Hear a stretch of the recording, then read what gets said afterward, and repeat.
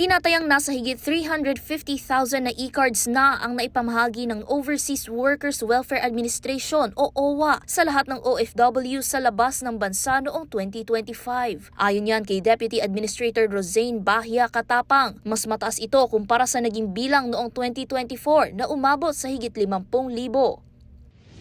Sa pamamagitan ng OWA membership e-cards, magkakaroon ng access ang lahat ng OFW sa iba't ibang benepisyo kagaya ng scholarship, disability reintegration at repatriation assistance sa lahat ng miyembro. Mabibigyan din ang lahat ng holder nito ng discount sa mga ospital, restaurant, freight companies, remittance centers at iba pang partners ng OWA na umaabot na sa higit 200 internationally.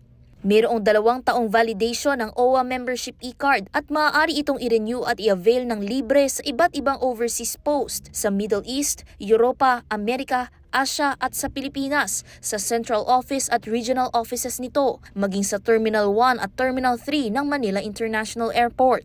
Nagbabala naman ang OWA sa mga fixer o mga nanghihingi ng bayad kapalit ng serbisyo. Anila hindi kinakailangang magbayad para makatanggap ng tulong. Samantala, nagsimula na ang pamamahagi ng OWA e-cards sa higit 2,000 migrante nating kababayan sa Bahrain bago pa magsimula ang alagang OWA Serbisyo Caravan na isinasagawa sa Crown Plaza Hotel sa lugar simula kahapon January 29 hanggang ngayong araw, Enero at 30.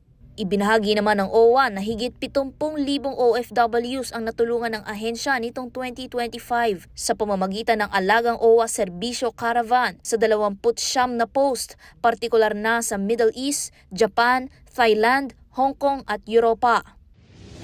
At kung ano po ang mga posibleng puntahan pa natin sa overseas post ng sa gayon, masuyod po natin lahat ang areas po wherein there are OFWs at gayon din para maiparating po sa lahat ng sulok ng mundo, nationwide and worldwide po ang tulong po ng OWA at ang mga privileges and programang services po na pwede lang i-avail maging ng kanilang mga pamilya po.